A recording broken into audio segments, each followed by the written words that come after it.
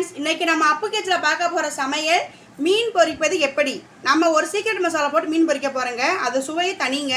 வாங்க, இப்போ நல்லா இந்த மஞ்சள் பொடி போட்டு மீன் நல்லா கழுவி வச்சுருக்கேங்க அந்த கவுச்சி வடை போகிறதுக்கு. அப்புறம் என்ன செய்யணுங்க, மிளகா பொடி வந்து ஒரு அரை டேபிள் ஸ்பூன் போட்டுக்கிறோங்க. சோம்பு பொடி வந்து ஒரு 1/4 டேபிள் ஸ்பூன் போட்டுக்கிறோங்க. அது தேவையான அளவு இஞ்சி பூண்டு பேஸ்ட்டு சிறிதளவு. அப்புறம் வந்து அது தேவையான அளவு உப்புங்க. இப்படிக்கே லெமனை என்ன செய்யுங்க, மேலே நல்லா புளிஞ்சு விட்டுக்குருங்க. சீக்ரெட் மசாலான்னு சொன்னோம்லங்க, அது ஒன்றும் இல்லைங்க, நம்ம வீட்டுக்கு யூஸ் பண்ணுற மீன் மசாலா தாங்க. இதை போட்டு பொரிச்சிங்கன்னா சுவை மனமும் அப்படி இருக்குங்க. ஒரு நாளைக்கு நீங்கள் இதை வந்து ட்ரை பண்ணி பாருங்கள். இதை நல்லா மிக்ஸ் பண்ணணுங்க. நல்லா மிக்ஸ் பண்ணி நல்லா இந்த ஓரத்துலேயே நல்லா மசாலா வச்சு நம்ம நல்லா திக் பண்ணணுங்க. அப்போ நல்லா இருக்குங்க. மீன் பொரிக்கும் போது டேஸ்ட் நல்லாயிருக்கு. இது நம்ம பெரட்டி ஒரு 15 நிமிஷம் ஊறட்டுங்க. மீன் நல்லா ஊறிடுச்சு. இப்போ நம்ம வந்து தோசைக்கல்ல போட்டு மீன் வாங்க பொரிப்போம். இப்போ வந்து தோசைக்கல்ல எண்ணெய் நல்லா சூடாக இருக்குது.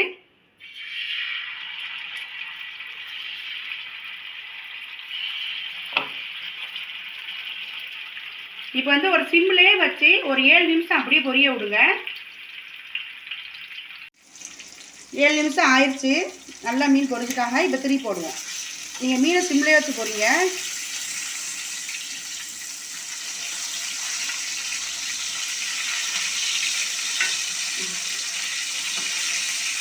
இப்போ திருப்பி போட்டோம். இன்னொரு 5 நிமிஷம் சிம்லேயே இருக்கட்டும்.